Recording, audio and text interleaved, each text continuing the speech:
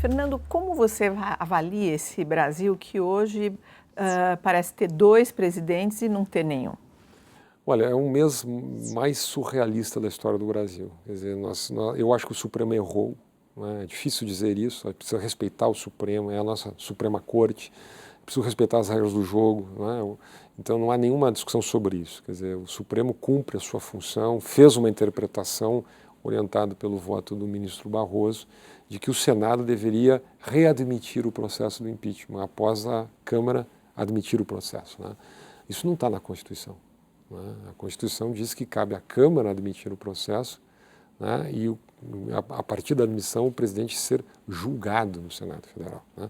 Então se criou uma interpretação, talvez seguindo o rito de 92, né, o impeachment do Collor, que foi um momento diferente, né, um momento de acordo de líderes e tal que se fez no Senado em 48 horas, né, mas esta decisão do Supremo, na verdade, condenou o país a este interregno, este hiato de um mês, onde nós temos exatamente o que tu falaste, uma espécie de...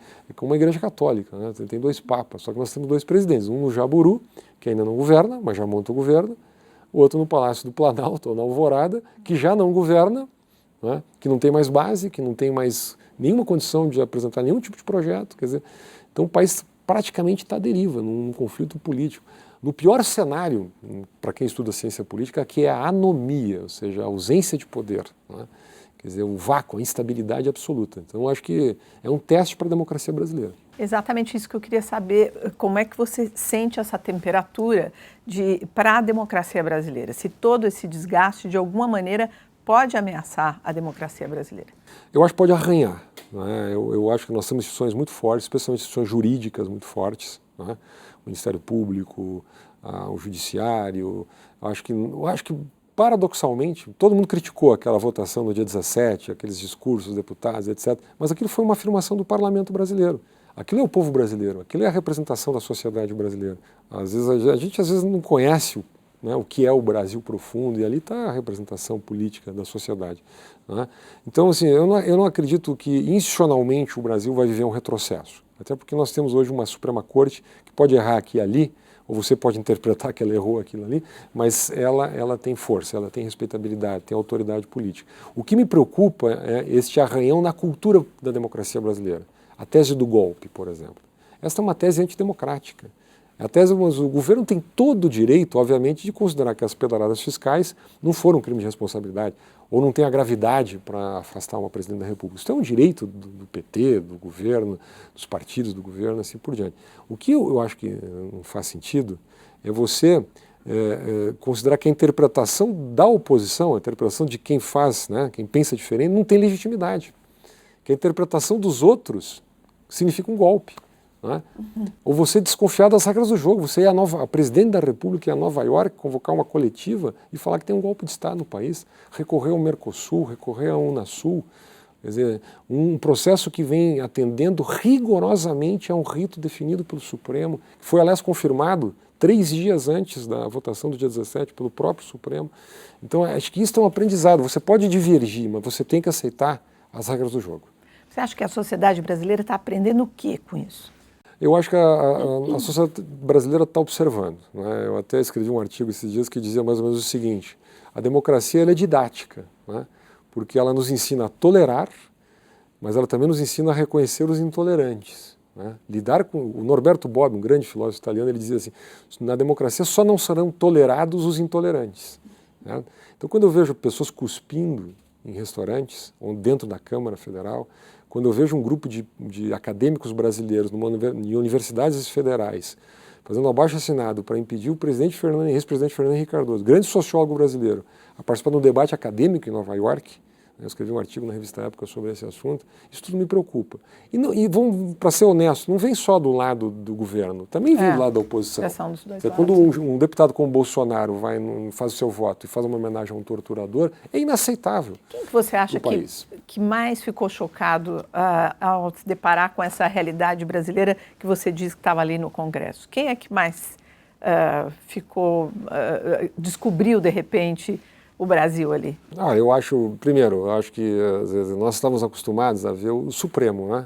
Os ministros do Supremo proferindo seus votos, aquele debate elegante, feito de toga, feito no jurisdiquês e tal. A gente está aprendendo um pouco de de direito, né? Verdade. O país. Mas o Brasil não é aquilo.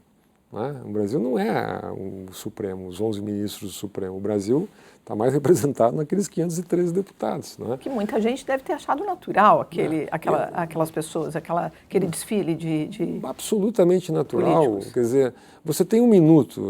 Aí tem um pouquinho também da cena pública. Né? O Andy Warhol, eu gosto muito, ele diz assim, no futuro todo mundo terá os seus 15 minutos de fama. Né? O Brasil deu 1 minuto de fama para cada deputado. Ele aproveitou. É natural, aquele ambiente conturbado da Câmara. Então acho que isso é muita marola em cima disso. É natural falar da família, falar de Deus. É difícil, não é um debate jurídico.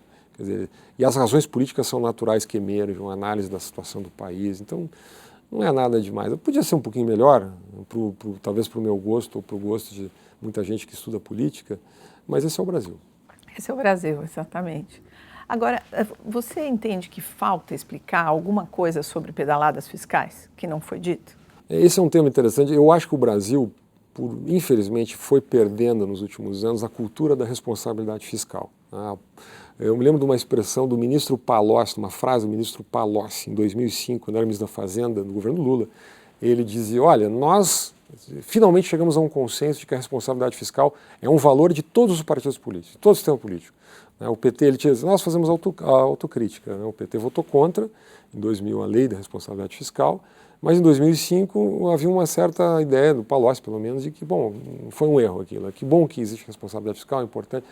O que se viu hoje é que o Palocci estava errado, infelizmente. Né? Não era uma cultura que havia sido incorporada pelo sistema político brasileiro. Né? Agora nós estamos tendo uma situação que, na minha opinião, esdrúxula, que é uma tentativa de renegociação da dívida dos estados com a União, que foi um acordo que foi feito lá no final dos anos 90, e houve uma decisão do Supremo, uma decisão liminar, em caráter monocrático, ainda liminar, pelo ministro Fachin, de converter, né, os juros compostos em juros simples na cobrança da dívida dos estados. Né? O que é um absurdo lógico. Né? Um absurdo lógico para quem entende um pouquinho de economia. Você não deixaria o seu dinheiro no banco, numa renda fixa, se o banco pagasse juros simples. Né? Porque faz parte da lógica econômica, isso mais elementar. Então ainda se discute esse tipo de coisa no Brasil. E eu acho que aí entra a pedalada fiscal. Por quê? Porque a pedalada fiscal foi um truque feito pelo governo para duplicar um pedaço do orçamento. Então o governo deixava de repor o dinheiro lá para os bancos oficiais, que emprestavam, né, faziam financiamentos ou pagavam os programas sociais, e o governo gastava em custeio. Então, mas há quem diga que a pedalada é uma prática comum da nossa administração e que, neste caso, há uma variante, há um agravante, vamos dizer assim. E aí eu pergunto... Era uma prática comum do governo federal em pequeníssima escala, circunstancial. Circunstancial, pouco tempo e pouco volume de recursos. Está amplamente explicado pelo próprio Tribunal de Contas da União. Né? O que aconteceu é que esse processo levou mais de um ano pelo governo. O governo saldou, né, o déficit, né, das pedaladas fiscais no final de 2015. Né? Então, o próprio governo reconhece que houve. A diferença é uma diferença de interpretação. Não é? Se isso foi um inadimplemento, ou seja, o governo simplesmente ficou devendo, ou se acabou sendo uma operação de crédito mascarada, né, que é um pouco a interpretação do Tribunal de Contas da União, e que aí sim caracterizaria claramente uma infração à lei da responsabilidade fiscal, à lei orçamentária, ao desejo do legislador, que vota a lei orçamentária, e, portanto, uma infração tipificada na Lei 1079 como crime de responsabilidade. Agora, eu reconheço, acho que todos devem reconhecer, que isto é passivo de interpretação. O governo tem legitimidade para dizer que não foi um crime de responsabilidade, com a oposição tem legitimidade. O que não dá é para considerar que esse debate não é legítimo, né? E essa aí vem de novo a teoria do golpe. Então, nessa trilha do que você está dizendo aqui, eu gostaria de ir entrando um pouco para o campo da educação. E gostaria de te perguntar se o cidadão comum, se nós pudéssemos entender melhor como é que funcionam alguns mecanismos da administração pública, esse seria, sim, uma maneira de fiscalização, ou seja, a pressão social baseada numa sociedade que entende melhor como as coisas funcionam, ela poderia assegurar um processo com mais lisura, Concordo, fazendo uma observação, quer dizer, em nenhuma grande democracia do mundo você tem toda a sociedade, toda a população altamente esclarecida sobre assuntos complexos de gestão pública, né? Entendendo o que é pedaladas fiscais, o que é a lei da responsabilidade fiscal, o que é a lei lá de 1950 diz, são temas complexos, né? Mas o que uma grande democracia precisa é de liderança, quer dizer, uma imprensa que esclareça, né? Você precisa ter um certo nível de consenso entre os partidos políticos. Se o ex-ministro Palocci estivesse certo, que bom que o atual governo tivesse isso como um valor, né? As universidades, né? Você ainda, por exemplo, há professores universitários no Brasil, não poucos, que ainda divulgam, fazem teses acadêmicas, dão aulas, palestras, etc., dizendo que não há déficit na Previdência. Não há déficit na Previdência. Eu já li várias teses dizendo isso. Mas em nome de alguma coisa? Em função de uma interpretação muito heterodoxa de que há fontes da Seguridade Social, né, inscritas lá na Constituição de 88, que somadas, né, seriam suficientes, as fontes somadas de recursos seriam suficientes para bancar o atual custo previdenciário brasileiro, que é totalmente fora da curva para um país emergente, né? Então, um mínimo do consenso, por exemplo, sobre esse tema, porque o Estado de Santa Catarina obtém uma liminar no Supremo para converter juros compostos em juros simples na cobrança da dívida. E aí provoca um rombo de mais de 300 bilhões, ou poderia provocar um rombo de mais de 300 bilhões no caixa da União, né, em benefício de 5 estados, sendo que 4 deles dos mais ricos do país, que é São Paulo, Minas Gerais, Santa Catarina e Rio Grande do Sul, né? Então, eu acho que eu diria assim, mais do que informação, que é muito importante, é um compartilhamento de valores que uma grande democracia precisa ter. O valor, a gente fala um pouquinho de educação, eu tenho escrito muito sobre isso, por exemplo, o valor do pluralismo na educação, do pensamento crítico, né? O apreço pela facticidade, pela informação exata, pela pesquisa, pelo dado empírico. Então, mas quando você fala sobre educação nos seus artigos, você também critica os livros que vão para a escola contando a nossa história. Exatamente. E você tem ali uma avaliação muito precisa, você pesquisou livros que contam a história do Brasil. Qual a crítica que você faz a isso? Olha, eu estava intrigado com essa questão, porque todo mundo falava em ideologização de livros didáticos, né? Isso é um tema muito sério, porque vem a formação, bem como tu disseste, a formação cultural, a informação que o cidadão tem lá no colégio, né? Ainda quando jovem. E eu fui pesquisar, então eu selecionei os 10 livros didáticos de história mais vendidos do Brasil, né? E passei 3 dias fazendo uma pesquisa, analisando esses livros, especialmente no aspecto de história brasileira contemporânea e latino-americana contemporânea. E eles são muito enviesados do ponto de vista ideológico. E eu lamento isso, né? Então oferece uma visão unidimensional para o aluno. Só um dado, por exemplo, vou dar 2 dados, só para exemplificar, né? Quando compara o governo Lula com o governo Fernando Henrique, é o ícone do bem contra o ícone do mal, né? As forças do bem contra as forças do mal.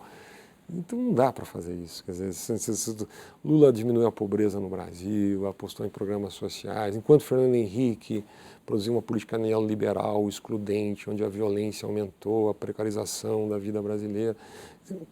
Quer dizer, eu acho que é preciso fazer, é muito difícil fazer isso, eu não acho que é uma tarefa fácil, mas uma visão mais realista, mais pluralista, apresentando prós e contras, fazendo de fato os alunos pensarem.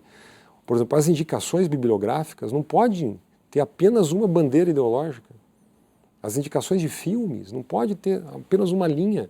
Por exemplo, quando trata de ditaduras na América Latina, né? É absolutamente correto, faz a crítica das ditaduras no Uruguai, na Argentina, no Chile, os perseguidos políticos, não é?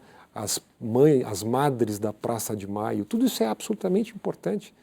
A defesa dos direitos humanos, as liberdades, etc. Quando analisa a ditadura cubana, depois, os livros apoiam a ditadura cubana. Aí não tem, lá em Cuba tem as madres de Maio, né? Que são as damas de branco. As damas de branco, que todos os domingos de manhã saem pelas ruas de Havana, né, com flores, com ramos de flores, e faz uma passeata silenciosa, e são duramente reprimidas. Não aparece nos livros didáticos. Não tem nem equidistância. Então, quer dizer, lá a ditadura é boa. Aqui as ditaduras, obviamente, são ruins, são de fato ruins, né? Mas, pensando nesse aspecto, você vê aí que também nós tivemos os anos do FHC eram professores, gente que veio da universidade, da escola, da educação. E por que você imagina que isso não foi corrigido? Eu acho que, concordo inteiramente, esse é um dado interessante. Não vem de hoje. Isso não vem de hoje. Isto é uma tradição brasileira. Por quê? Em grande medida pelo tipo de formação que os professores recebem nas universidades. Eu fui estudante de História, meu primeiro curso foi História na faculdade. E hoje, eu me lembrando, foi nos anos 80 isso. O ensino que eu recebi era quase a totalidade do ensino era ideológica. Era quase uma escola de formação de quadros políticos, em vez de pensamento crítico. Depois que eu fui criar um pensamento mais independente, fui ler outro tipo de literatura. Desculpa, mas assim, quando você está fazendo essa avaliação, isso vale tanto para a escola privada quanto a pública? Tanto para a escola privada quanto para a pública. A escola pública, a gente chama de pública, eu chamo de escola estatal no Brasil, ela tem outras dificuldades. Professores que faltam, eventualmente professores desmotivados, professores de excelente qualidade, tanto quanto são os da escola privada. Mas um sistema de incentivos que não ajuda a sua performance, que não estimula a produtividade. Condições de infraestrutura, pelo modelo de gestão arcaico, pesado, burocrático. Imagina, nas escolas estatais tem que seguir a Lei 8666, que é a lei das licitações. Então você comprar giz, você comprar cadeiras, você repor livros na biblioteca com uma lei de licitações, enquanto na escola privada compra de um dia para o outro, com muito mais agilidade. Quer dizer, você não poder demitir um professor que não funcionou bem, que não trabalha bem, ou que não tem vocação, e não é avaliado, não tem avaliação de performance. Quer dizer, quem sofre com isso são os mais pobres, que precisam da escola pública. Mas isso é o preço que a gente paga de ter o Estado tão presente nas várias frentes do nosso cotidiano, da nossa vida? Eu acho que a gente paga um preço por acreditar num Estado grande, muito interventor, eu digo sempre um Estado intrometido na vida das pessoas. E curiosamente tem alternativas, isso que é interessante, não é uma coisa, não é uma fatalidade brasileira. Qual seria a saída? Vou dar um exemplo, o Brasil desenvolveu uma estupenda iniciativa, inclusive no governo do PT, que é o ProUni. O ProUni funciona no ensino superior, mas é um modelo, quer dizer, em vez do governo abrir uma faculdade, ele dá uma bolsa. E a pessoa, o aluno, vai lá e escolhe onde ele quer estudar, pode ir na PUC, pode ir em qualquer universidade privada, escolher. Você dá o direito, isso nos Estados Unidos se chama Free Choice Education, ou seja, a liberdade de escolha educacional. Custo burocrático é zero, não cria toda esta geringonça do aparato estatal, você elimina toda esta burocracia pública, você dá o direito de escolha para o aluno, e os resultados que os alunos do ProUni têm obtido são levemente superiores, inclusive, aos estudantes de escolas de universidades estatais no Brasil, públicas federais, sendo originários de famílias muito pobres, com menos recursos, inclusive, para criarem condições de estudo fora da universidade. Então, acho que existem alternativas. Aqui em São Paulo, por exemplo, São Paulo tem uma rede de hospitais de altíssima qualidade, são hospitais chamadas organizações sociais, inclusive o Instituto do Câncer do Estado de São Paulo, que é um hospital público, com gestão privada, onde as pessoas com menos renda, etc., têm um acesso universal a uma saúde de alta qualidade.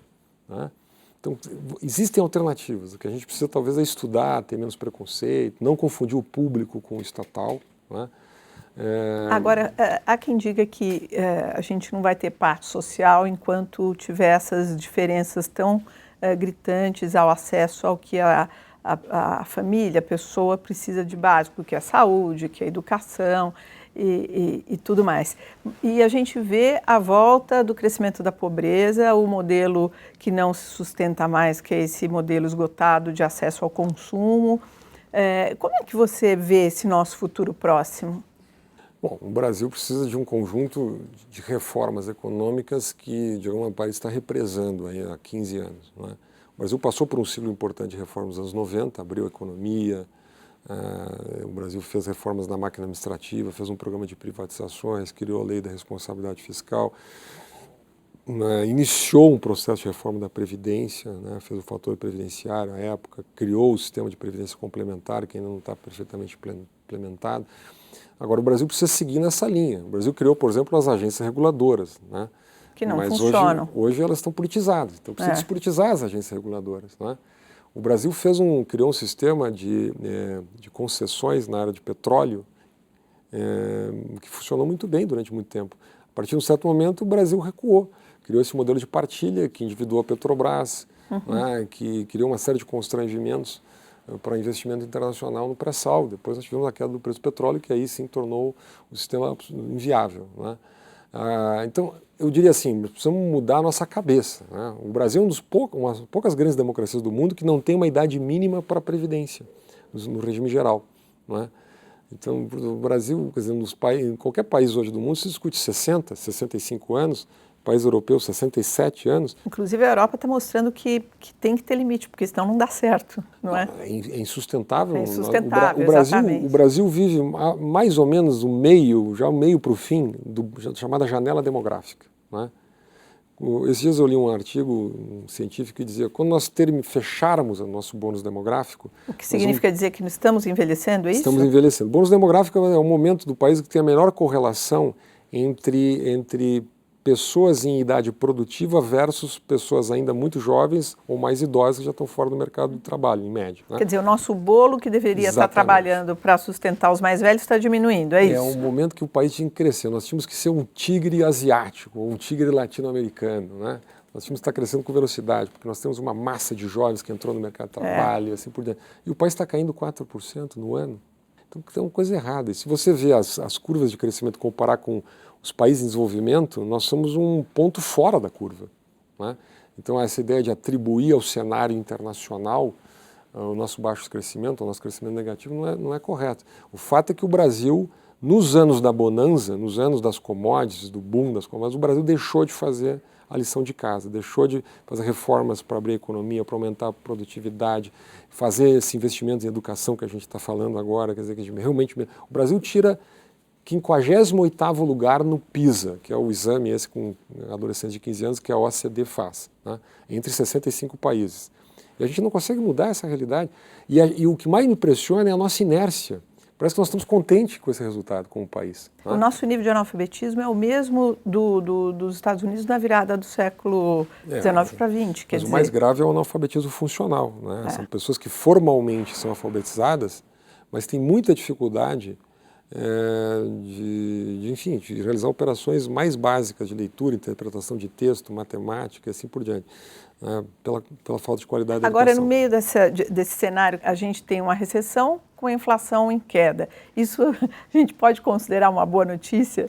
Olha, em meio a tantas notícias ruins, pelo menos há uma espécie de luz no fim do túnel, uma boa notícia. Eu não sou economista, mas você tem um dólar hoje numa trajetória. Nós tivemos, talvez, a economia vive muito de expectativas, né? Nos últimos 30 dias ou 60 dias, na medida que o processo de impeachment ficava mais claro, né, para investidores nacionais, internacionais, quer dizer, houve uma melhora das expectativas em relação ao país. Então teve uma queda do dólar, que passa a pressionar menos a inflação por um lado, você tem um aumento grande do desemprego, que é um dado lamentável, mas o fato é que a pressão por salários também decresce, né? Um nível de atividade econômica muito reduzido, né? Quer dizer, a gente deve ter 2 anos de recessão seguidos, que não acontecia desde 1930. Exatamente. Então, que pese esse dado isolado da inflação possa ser visto como negativo, ele é resultado, né, de alguns fatores, algumas razões pouco positivas, né? O aumento do desemprego, a recessão, o baixo nível de atividade econômica. Então, a economia tem dessas coisas. Eu acho que pode ser um dado interessante para que o país possa entrar numa rota aí de redução da taxa de juros, de retomada da atividade econômica mais ali adiante, né? E especialmente a partir da consolidação do novo governo. Eu acho que nesse momento, no mínimo, a posse do Michel Temer, do vice-presidente Michel Temer, agora provisória nesses 180 dias, parece irreversível, de que ele possa produzir um choque de expectativas no país e estancar a sangria, digamos assim, da economia. O que você acha que pode estar nos atrapalhando mais, a crise política ou a crise econômica? Nesse momento, a crise política. O Brasil não tem agenda. Ela piora a econômica. Não tenho dúvida nenhuma, mas entendendo bem, não é a crise política que gera a crise econômica, né? Erros de condução da política econômica nos levaram a uma situação recessiva, a esta tragédia econômica, né? Vamos lá, a tal da nova matriz econômica, as indecisões do governo. Eu me lembro quando o governo convocou o conselho, né, o conselhão chamado, né, anunciou que faria a reforma da Previdência. né, o presidente Dilma deixaria um legado, assim por diante. O líder da oposição, Aécio Neves, disse, olha, nós apoiamos, desde que o governo também apoie, o partido do governo. O partido do governo disse que não apoiava. Ou seja, o Brasil ficou sem reforma da Previdência. Isso é apenas um exemplo. Quer dizer, um país, nós discutimos a lei das terceirizações, por exemplo. Em um certo momento, esse assunto saiu da pauta. O Brasil está sem agenda de desenvolvimento, agenda de médio e longo prazo. Então, isto é digamos, um sintoma da crise e, ao mesmo tempo, é uma razão da crise. Você acredita que na iminência de um governo Temer a gente pode ter aí, ou ele pode conseguir novas soluções para velhos problemas diante do Congresso? Eu acho, primeiro, 22 partidos votaram a favor do impeachment naquele dia 17, entre os 357 votos na Câmara. Alojado, eu não acredito que o presidente Michel Temer fará um governo com 22 partidos. É quase ingovernável isso. Aliás, esse foi um dos tantos erros cometidos pela presidente Dilma. Exatamente, ele estaria só repetindo. Isso, quer dizer, na medida que ele anuncia um governo de notáveis, um enxugamento dos ministérios, uma maior racionalidade na condução de política pública, né? Eu acho que também eu acho que a equipe econômica, a equipe política que vem com o presidente Temer, eventualmente é uma equipe mais sensível digamos assim, à retomada do mainstream da política econômica do Plano Real, quer dizer, é mais sensível à ideia de que, eventualmente, todo o gasto público brasileiro não cabe no orçamento, que é preciso suspender desonerações fiscais, concessões aqui e ali, esta expansão exagerada de inversões pouco produtivas, muitas vezes do BNDES, assim, ou seja, que é preciso avaliar programas sociais, né, e programas de investimento do país, que a máquina pública precisa ser mais eficiente, que é preciso sinalizar reformas. Não vamos esperar que um eventual governo Temer, em 6 meses, vai fazer todas as reformas que o país deixou de fazer em 15 anos. Seria, no mínimo, um suicídio político, inimaginável, mas que ele possa apontar um caminho de disciplina fiscal, de retomar algumas medidas que o ex-ministro Joaquim Levy vinha fazendo, né?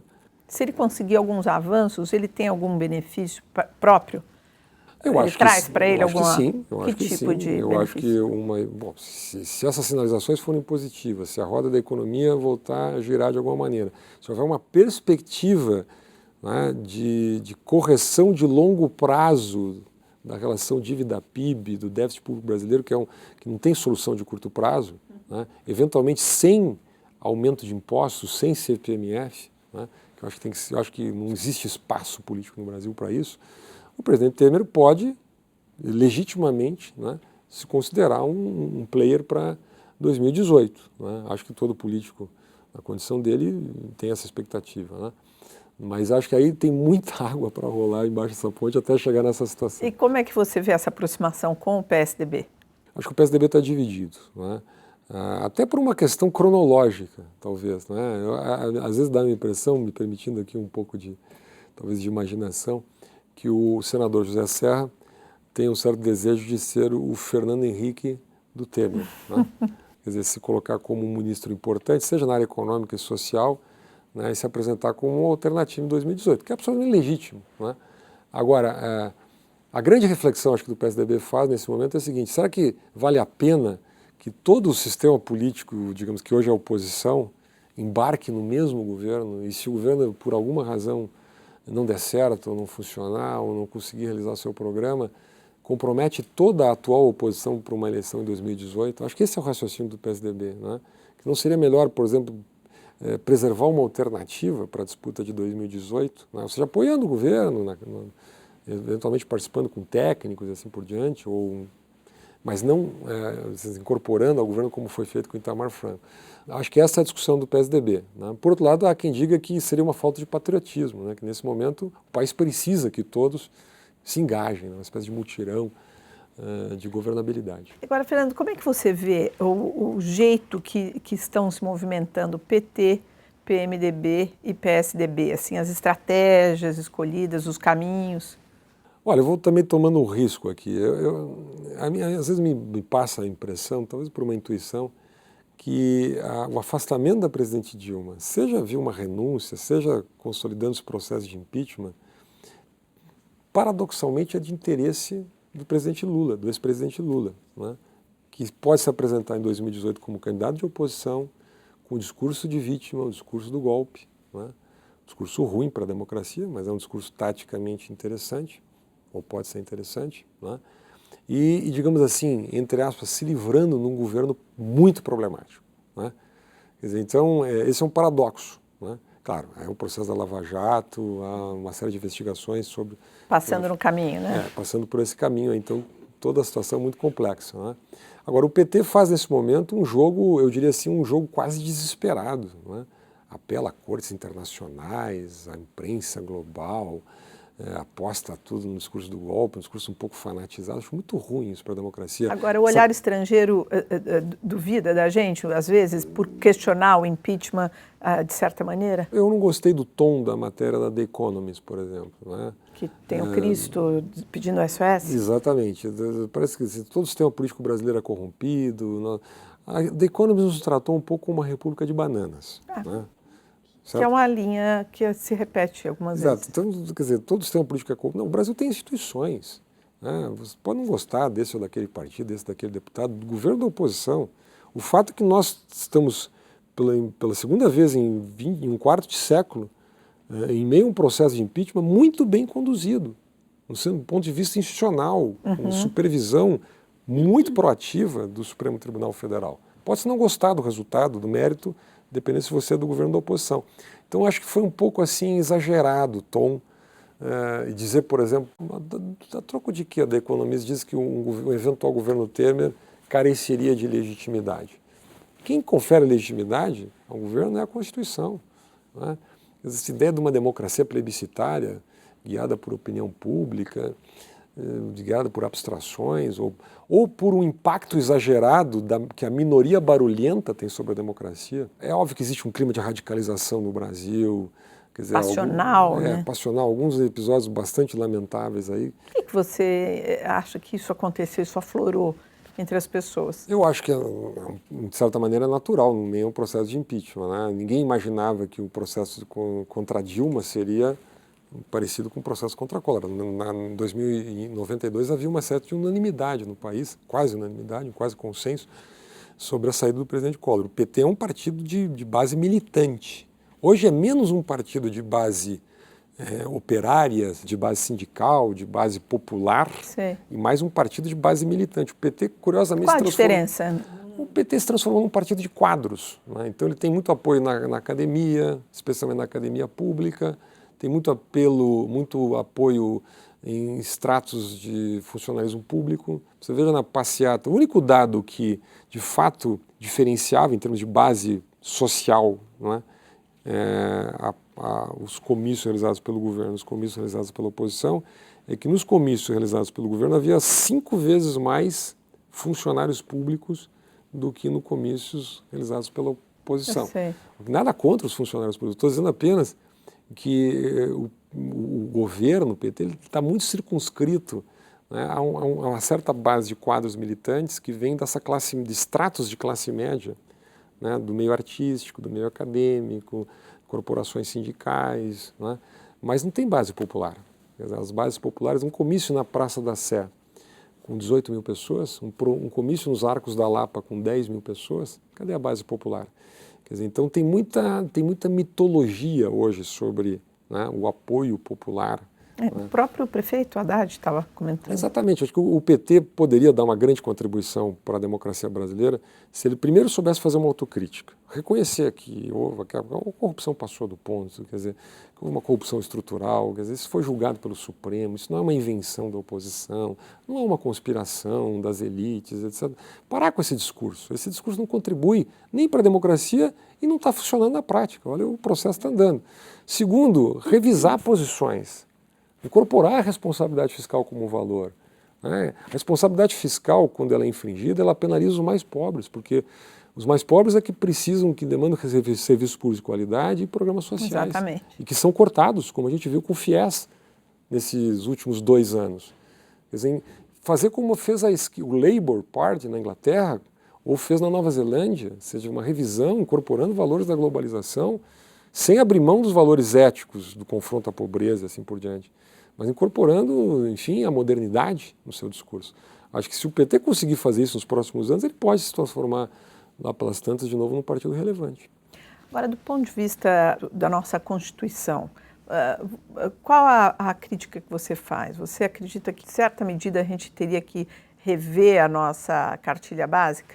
Não, eu acho que a Constituição ela tem, já fazendo quase 30 anos, né, quase uma balzaquiana, brincando um pouquinho, ela tem um grande mérito. Ela construiu uma grande democracia inclusiva, com afirmação de direitos sociais, né, com instituições independentes. Hoje nós temos um judiciário, um Ministério Público, altamente independente, com força, assim por diante. Agora, ela tem déficits importantes. Ela criou um sistema de gestão pública que, literalmente, não funciona para prestação de serviço. Ela criou, por exemplo, o regime jurídico dos servidores, que dá uma estabilidade plena de emprego, que impede, literalmente, as amarras burocráticas, que impede a avaliação de desempenho, uma coisa simples, né, que deveria ser exigida pelo cidadão em relação aos seus servidores, né, que tem, já falamos aqui da Lei 8666, que foi uma amarra necessária por um lado, mas que criou um déficit de eficiência no Estado brutal. Então, me parece assim e criou um sistema político, na minha visão, disfuncional, que é esse sistema de voto proporcional em lista aberta, que pouquíssimos países do mundo adotam. Exatamente. Nós temos um sistema político que, primeiro, ele estimula a dispersão partidária, ainda mais que nós não temos nenhuma cláusula de barreira, nós soubemos criar e preservar no Brasil. Nós temos hoje um sistema eleitoral onde um deputado se elege em 200, 300, 400 municípios e não representa ninguém, né? Nós temos um sistema político onde o custo de entrada no sistema para novas lideranças é muito alto. Campanhas muito caras, né? Imagina você realizar uma campanha para deputado federal em 300 municípios, o custo que isso tem. Uma campanha que tende à despolitização, onde pesa a máquina. O nosso Congresso Nacional tem um baixíssimo índice de renovação. Em torno de 50% dos nossos deputados, eles acabam sendo herdeiros de dinastias. Exatamente. De políticos, né, que vai de pai para filho, de filho para neto, né, ou corporações, ou mesmo estrelas da televisão, ou ligados à igreja, nada contra, pessoas que vêm de N segmentos. Né, mas você tem aí você tem um déficit, primeiro do que os americanos chamam de accountability, né, do foco da representação. Mas o eleitor não sabe exatamente quem lhe representa, e o político não sabe exatamente a quem ele representa. A alternativa que adotaram nas grandes democracias é alguma modalidade de voto distrital, né? Seja o distrital puro, seja o distrital misto, na Alemanha, no Canadá, na Inglaterra, na França, nos Estados Unidos. Os Estados Unidos é bem complicada, né? Mas mesmo assim, e é uma eleição, um sistema muito antigo, isso é muito incrível. Antigo que funciona. Alguns dizem que tende ao voto paroquial, né? Às vezes eu me pergunto, mas Churchill era um político paroquial? Margaret Thatcher, independente de você gostar dela ou não, Tony Blair eram políticos paroquiais? Não, né? Quer dizer, há problemas no voto distrital também, ele distorce a representação, esse é o maior problema. Por isso, uma das soluções é o chamado voto distrital misto, onde metade da representação é eleita nos distritos, em voto majoritário, e a outra metade numa lista proporcional, né, aos partidos. Então você corrige, de certa maneira, a desproporcionalidade. Estou dizendo que essa é uma noção que o Brasil precisa fazer. Quer dizer, essa reforma política é a que vai fazer valer todas as outras, pelo que eu estou entendendo. Na minha visão, é como você resolver o problema da governança da empresa. A empresa chamada Brasil tem um problema de governança, de seleção de lideranças, de gestão política. Como é que você forma uma maioria no Congresso com 30 partidos? Não é? Na época da gestão do presidente Fernando Henrique, com 3 partidos, o governo tinha maioria na Câmara. Hoje precisa 11 partidos para fazer a mesma maioria, né? Agora, Fernando, quem que vota essa reforma política? Pois é, esse E se essa reforma política viesse, esses congressistas estariam lá?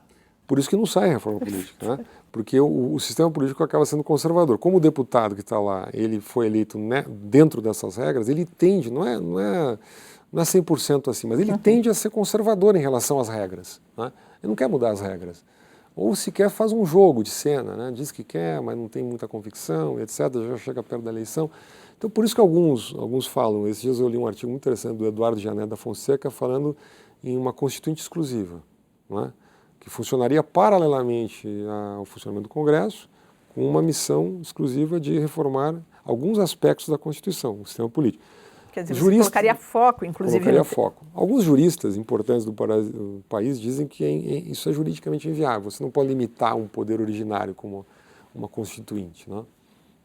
Eu gosto da solução que a Nova Zelândia adotou no início dos anos 90, que é uma solução plebiscitária, que o Brasil, aliás, tem experiência. O Brasil fez um plebiscito extremamente bem feito, democrático, politizado, em 93, onde tinha a monarquia, o presidencialismo e o parlamentarismo. O país discutiu, foi democrático, foi didático e votou. Nós temos aí o sistema presidencialista. Nós fizemos depois o plebiscito do desarmamento.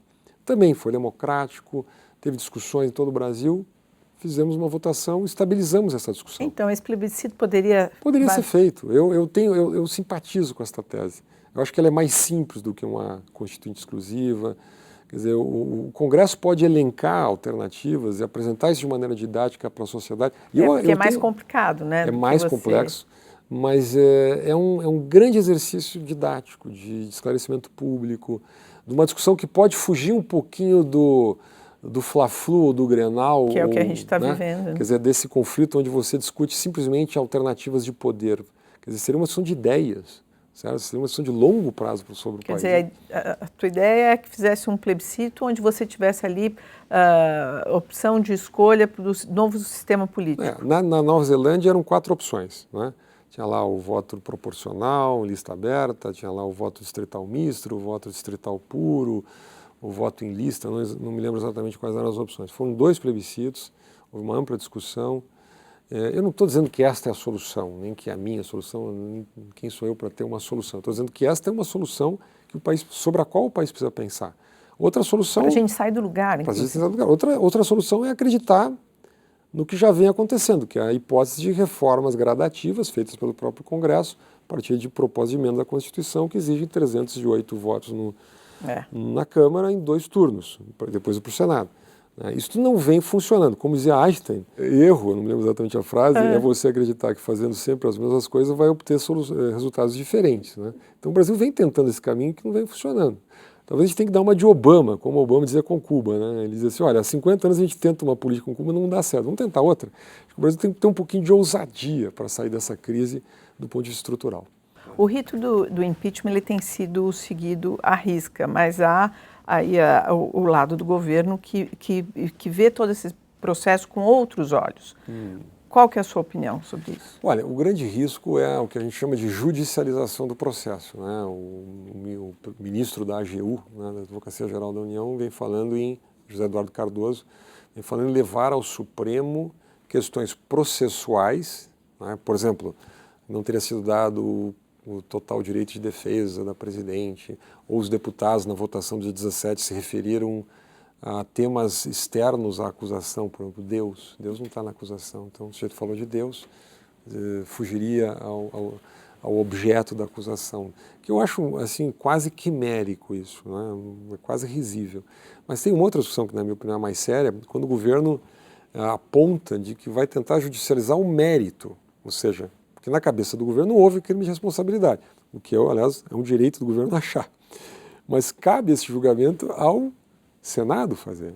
Só com o governo, mesmo que o Senado vote lá com 54 senadores de que houve crime de responsabilidade, o governo pode continuar achando que não houve, né? E vai tentar levar isso para o Supremo para que os 11 ministros do Supremo decidam essa matéria. O que eu acho? O Supremo não vai entrar nessa. Quer dizer, seria assim rasgar a Constituição brasileira e não me passa pela cabeça que o Supremo Tribunal Federal, que é o guardião da Constituição, iria cometer esta impropriedade, né? Então, mas só a discussão desse tema já é preocupante. Quer dizer, aquele tema que nós falamos sobre a democracia, só a discussão desse tema já é um aceno de que há uma parte da sociedade brasileira que não está necessariamente preparada ou disposta a respeitar plenamente as regras do jogo. Então, acho que esse é um tema, esse tem que ser um foco de atenção da opinião pública. Quer dizer, um alerta total. Eu acho que é um alerta total. Acho que aí sim, se isso acontecesse, não acredito que isso vai acontecer, que o Supremo vai dar guarida a esse tipo de discussão, isso sim seria um golpe, né? Mas, obviamente, nós não vamos ter, acho que não vai se configurar na prática essa situação. O PMDB tem um plano de governo cujo título é uma ponte para o futuro. Eu gostaria de saber se você teve acesso a esse plano e qual a sua opinião sobre ele, se é viável. Uma versão mais aberta dele, talvez mais simplificada, foi publicada há algum tempo atrás. Eu li, acho um plano muito interessante. O mercado teve uma relação muito positiva em relação a esse conjunto de propostas, que é basicamente a ideia de retomar o trilho da responsabilidade fiscal, correção gradual do déficit público no Brasil, né? A correção de certas amarras ao orçamento da União, que hoje praticamente tornam 90% da receita da União, da despesa pública brasileira, amarradas por dispositivos constitucionais e legais, né? São as chamadas receitas vinculadas para a saúde, para a educação, para programas sociais e etc. O que torna a margem de manobra para um eventual ajuste fiscal, né, ou para o aumento da eficiência do gasto público inviáveis, né? Aliás, o Brasil é rei de fazer esse tipo de racionalidade. Nós, há pouco, acho que 2 anos atrás, votamos uma lei de que até, se não me engano, 2032, né? Se não me engano, 2032, nós teríamos um gasto de 10% do PIB brasileiro para a educação. Onde é que se tirou esse número, né? É louvável se ter mais investimentos em educação, mas por que 10%? Por que não é 9% nem 11%? Quer dizer, então, é um pouco contra esse tipo de racionalidade que o plano Ponte para o Futuro, pela minha leitura, ele aponta, né? Então, por exemplo, o orçamento de base zero significa que cada vez que o governo vai aprovar o orçamento, envia o orçamento para o Congresso, faz uma análise do resultado, da eficiência, né, das políticas, dos projetos. Não simplesmente vai, né, repetindo ano a ano a aprovação quase automática dos mesmos programas e dos mesmos investimentos, né? Eu diria que, de uma maneira geral, arriscando um pouquinho, o Brasil precisa, e nesse sentido o Ponte para o Futuro está sintonizado, uma desestatização da sociedade, né, e da economia brasileira, né? Por que nós pagamos IOF quando fazemos compras no cartão de crédito no exterior, né? Por que o governo ainda administra o fundo de garantia, né, pagando lá 3,5%, 4,5%, enquanto uma Selic, nós temos uma Selic a 14,25%, né? Por que esse nível de intervenção? Por que o governo não dá essa opção de escolha educacional para as pessoas, ao invés de impor um modelo de educação estatal, etc., monopolístico, enfim? Eu acho que existe uma série de correções que o país precisa fazer, né, e que de alguma maneira estão apontadas lá. É inviável realizar aquele plano em 2 anos e meio, num governo provisório, no fundo, um governo tampão, né? Mas ele aponta uma direção interessante. E por isso, entre outras razões, o mercado tem uma reação tão positiva, né, em relação a um eventual impeachment, né? Não é simplesmente porque não simpatiza com a Dilma e simpatiza com o Temer, não é por isso. É porque existe uma orientação programática mais pró-economia de mercado, né? E eu acho que isso, nesse sentido, é uma expectativa positiva.